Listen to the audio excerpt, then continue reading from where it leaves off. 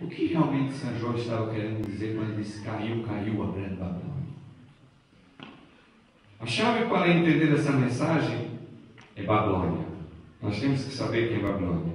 E a primeira coisa que nós temos que lembrar é que a segunda mensagem, ela faz parte de um trio de mensagens que sai um atrás do outro, voando pelo meio do céu, para trazer uma mensagem à Terra. É interessante que os 3 anjos tinham uma mensagem, e as 3 mensagens têm um significado, e as 3 mensagens tinham que ser pregadas a toda tribo, povo, nação e o quê? E língua. A mensagem, ela tem que ser pregada a todo o planeta Terra. O sentido da mensagem parece ser escatológico. O sentido da mensagem parece se referir ao tempo do fim. E nós precisamos estudá-la. E nós precisamos entendê-la. Assim como Jerusalém tem mais de um significado, Babilônia tem 3 significados na sua interpretação bíblica, profética e história. E nós precisamos entender esses 3 significados de Babilônia. O primeiro significado, Babilônia é representada pela grande cidade que era cortada pelo rio Eufrates, capital do grande império babilônico, que tinha o mesmo nome da cidade. O império babilônico foi usado por Deus para derrotar os judeus e levar os judeus para o cativeiro. E se nós abrirmos a Bíblia, vamos abrir a Bíblia em Jeremias, capítulo 51. Vamos abrir a Bíblia em Jeremias, no capítulo 51, e no versículo 6 e 7. Jeremias, capítulo 51, e o versículo 6 e 7. Jeremias, capítulo 51, versículos 6 e 7, mostra a Babilônia como um instrumento usado por Deus para cumprir os seus propósitos.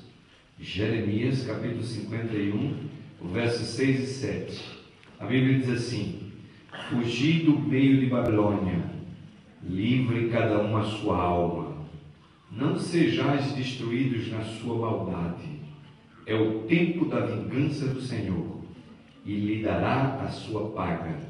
Babilônia era uma taça de ouro nas mãos do Senhor. Ela embriagou toda a terra. Do seu vinho beberam as nações. Por isso, agora enlouqueceram.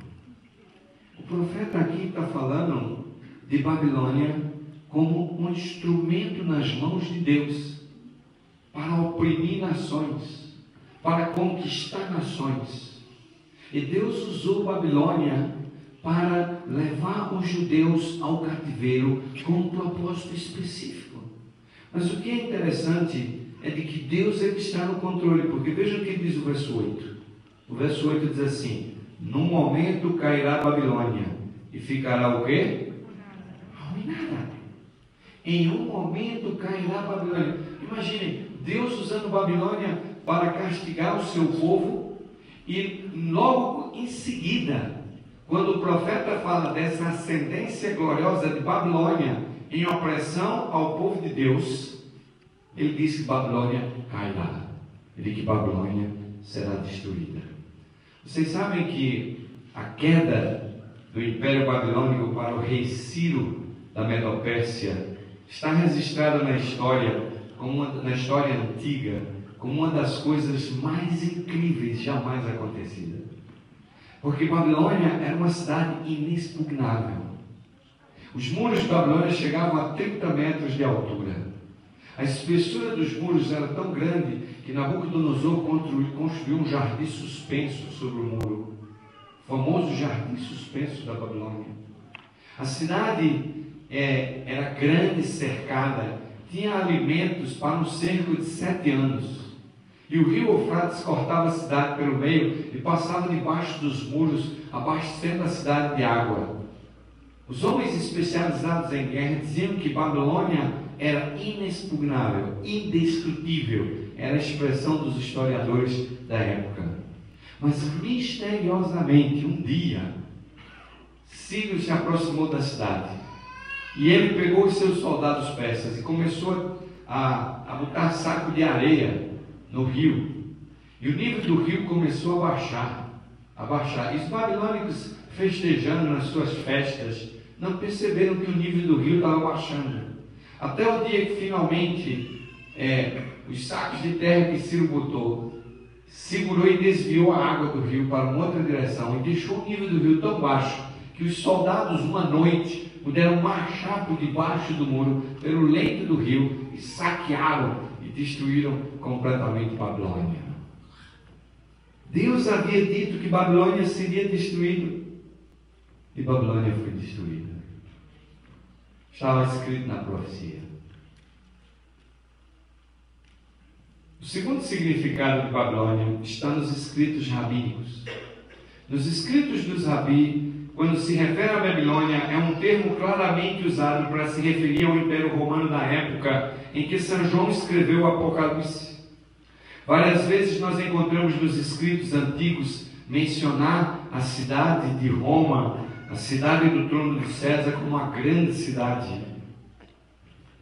Nos tempos antigos, Babilônia era para os profetas um símbolo de anseio por posse, poder, luxúria, grandeza, imoralidade, um símbolo de pecado. Os profetas sempre escreveram sobre Babilônia nesse contexto.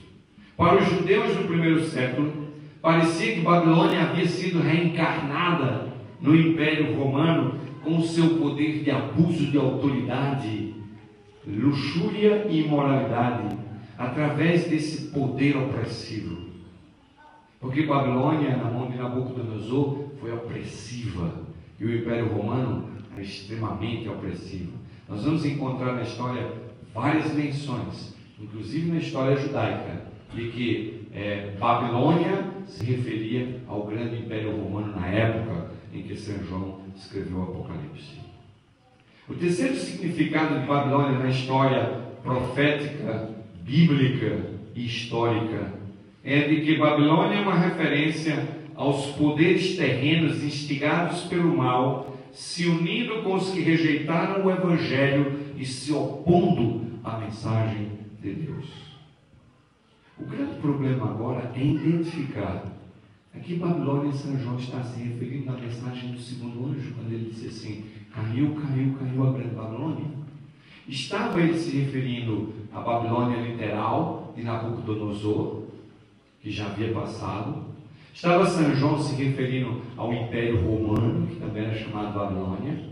Ou estava São João se referindo a essa Babilônia mística que seria formada no final dos tempos, onde os poderes civis e religiosos se uniriam em oposição ao povo de Deus, produzindo uma grande perseguição, prostituindo as religiões com doutrinas falsas, a fim de se opor contra o povo de Deus.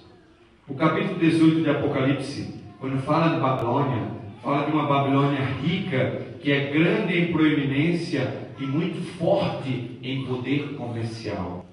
Quando nós abrimos o capítulo 17, Babilônia é mencionada como uma prostituta que está sentada nas águas. E no verso 15, o anjo fala claramente a São João que este símbolo de águas refere-se aos povos, multidões, nações e línguas. Línguas no plural. Sabe, meus queridos, olhando a primeira e a segunda mensagem juntas, nós verificamos que o alvo da mensagem do primeiro anjo é pregar o Evangelho eterno, que tem como público a Babilônia, que é descrita pelo segundo anjo como um poder pecaminoso e abominável que está ocorrendo e corrompendo o mundo.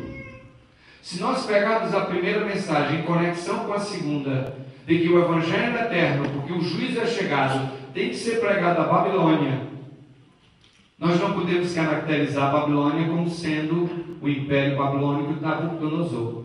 Nem muito menos podemos caracterizar o Império Romano como sendo Babilônia. Quando a gente conecta a primeira mensagem com a segunda, vemos o quadro em que Babilônia cai diante da mensagem que vem sendo pregada. Nós chegamos à conclusão que o apóstolo estava realmente se referindo a essa Babilônia mística que vai se levantar no fim dos tempos, com doutrinas falsas, prostituindo as religiões